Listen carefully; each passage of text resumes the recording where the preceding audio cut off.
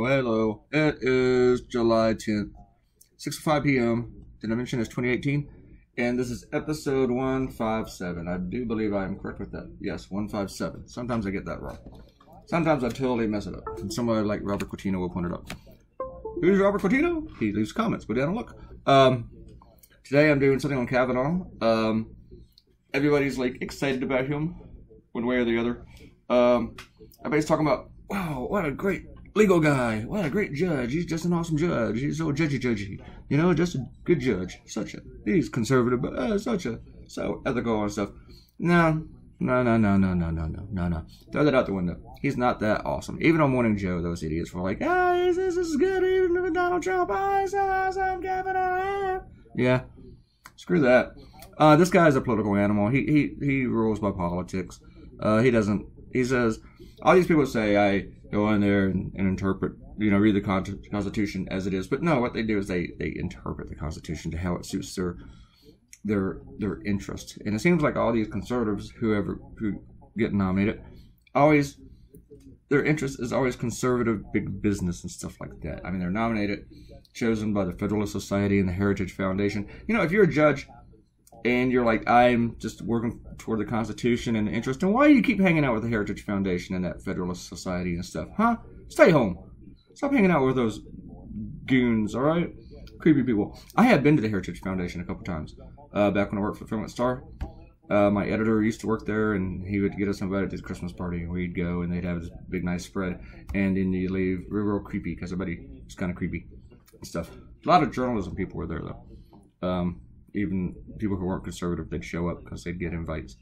I met George Allen there, guy, former senator for Virginia. Yeah. He was kind of a jerk. I don't like politicians. I was working on this guy's caricature, and it seemed to take a while for me to get it, but now that I've drawn it, I'm not sure if it actually looks like him, but I like the drawing, so I stuck with it. So I was like, screw that. And I was totally intimidated by the second panel. I'm not even sure it came out looking like another panel, but I was really intimidated by it, so I thought I'm going to finish the first side first entirely, and then I would do the second panel, and I did. And even though I redrew it like 20 times, I wasn't frustrated with it. I didn't feel like I had a hard time. Just some things I wasn't happy with. Like right here, no. The whole body weight, the head, and everything is just way too far off. So they had to change.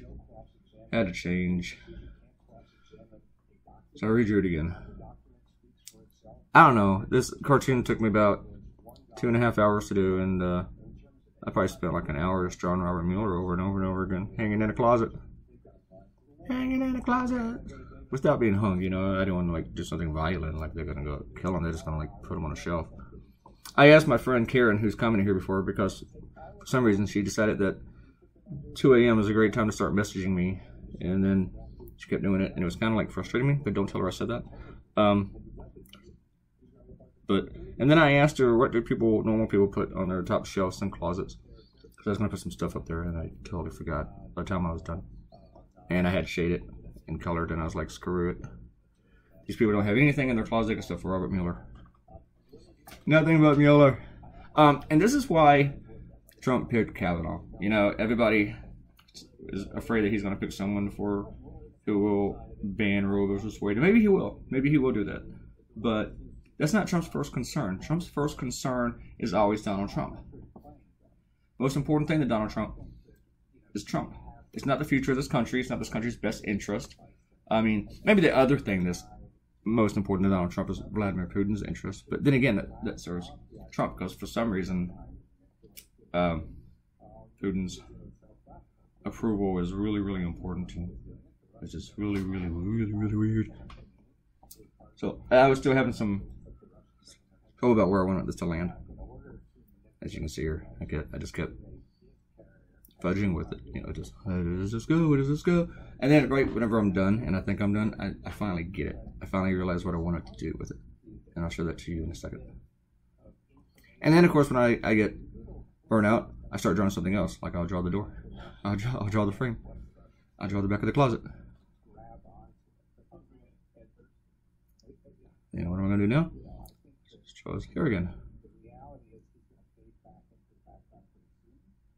And also, I think here that I'm pretty satisfied with the way his face looks. But then I'm not. Sometimes I just want to tear the paper up and just throw it all away. But I couldn't do that because I really liked the way the coat hanger turned out in the first panel.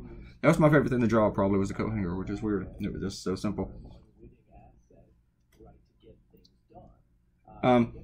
Kavanaugh is another bad choice.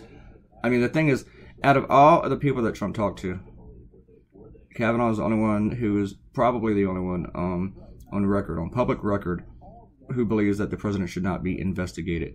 Isn't it just ironic, or what a coinky-dinky, that Donald Trump would select the one guy who doesn't believe the president should be prosecuted? Oh, funny how that works out, isn't it? Isn't it? Even though, despite believing that president should not be prosecuted or investigated, Kavanaugh worked in the Ken Starr investigation, and he was like probably the lead author on the Starr report that recommended Bill Clinton be impeached. Of course, years later, he said, Bill Clinton probably could have done a better job and prepared for, have focused more on Osama bin Laden if it wasn't for all the investigations. All the investigations that you were doing. Really, with that kind of judgment, you want this guy on the Supreme Court? I don't agree. I don't agree with that. And I think the other thing is that if Trump is under investigation, and if it turns out he's guilty, we really don't want his goons on the Supreme Court for the next 30 years. We don't. I believe that just for that reason alone, just because of the Russian influence, that all nominations by Donald Trump should be held up until the investigation is over. And you might think, well, gee, the president can't do his job. Exactly. Don't let him do that part of his job, because he is not qualified. If there's too many question marks about his influence, and there are, I know people like to say, like Rudy Giuliani, there's no evidence. Yes, there is. Huge evidence. It's all over the place. So Trump shouldn't be allowed to do anything except for whatever. Keep watching TV and playing golf. He's even going to play golf when he goes to England. He's going to go to Scotland and play golf. Someone should tell him that Scotland is part of the UK. I wonder if he knows that. He actually owns a place in Scotland. That kind of bugs me because I've never even been to Scotland. And this jerkwad gets to own a place in Scotland. Yeah. See, then I figured out where I wanted it. I wanted like his body a little bit behind his head. Like, his torso, like his head leaning forward a little bit. So, then I can finally get shade. Okay, folks, we're going to do some shout-outs. We got like 5 minutes left in this. Yeah, 5 minutes. Okay, Ariel was commenting yesterday about stuff. And she was telling, I think it was a Kenta, right? I know it was me. About going to London and hiding in the luggage and stuff. I think if somebody goes to London, they should take me, and I will even cooperate and learn a few words of English. Alright. And said that my interview that I talked about in yesterday's video sounded pretty awesome. It was pretty cool and stuff. I always kind of hate the interviews because then I have to like schedule time, and I told my Echo Dot to remind me an hour before the interview, and an hour before the interview I was finishing up the cartoon. I thought, oh my god, I finally go to sleep. I'm so tired. So that was the day that I worked for Costa Rica and my syndication, and then the Echo Doc came up and said, no, you can't go to sleep yet. You have to do this interview. So there was that. But anyway, yeah, I hope the interview turns out okay. She did record it and everything. So I'm not really worried about it. I think it'll be fine. And Aaron said it's redundant as well. Not sure. She's talking about this. Are you talking about the song? Because it is redundant. Because I think all it says is ice, ice, baby, ice, ice, baby. Yeah. I hope that you're talking about that, and not me. All right. Of course, I could be redundant. Anyway. All right, Robert Coutinho. Robert Coutinho said about a cartoon about the fact that Samoans in America, Samoa, are the only people born on U.S. soil who do not have U.S. citizenship. I knew that, actually. I did. I would do a cartoon on it if it ever comes up. It's like in a lexicon. I'm just not going to do it out of the blue, and people be like, is this an issue right now? I mean, of course it's an issue, but is this a news subject? Did something happen? Did Samoa explode? I mean, but then after this, there's a second paragraph where he criticizes my art.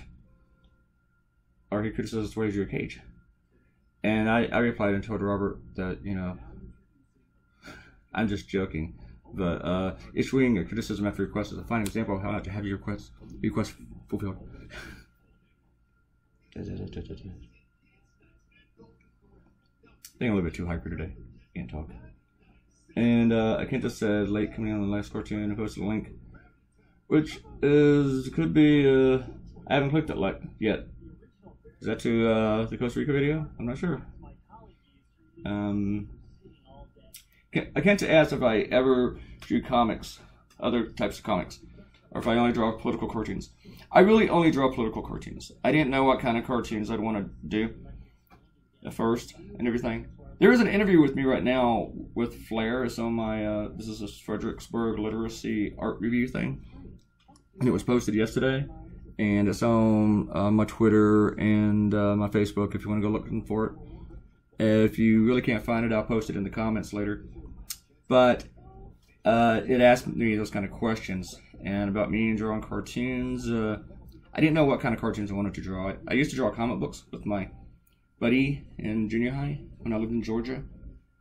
And I thought, I was really getting into Mad Magazine about that time. And I thought that's what I was going to do.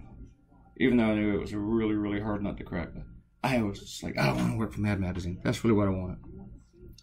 And I realized after I could become a professional cartoonist that I was actually trying to make a career at it, that I did not want to do a comic strip.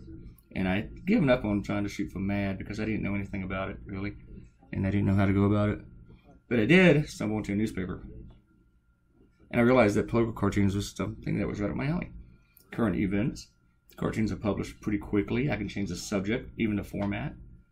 I'm not married to the same characters over and over and over again. And plus, I get to write. With Mad Magazine, a lot of the guys, they didn't write their own stuff. They had writers and artists. So someone would write it and someone else would draw it. Not everyone, but a lot of it worked out that way.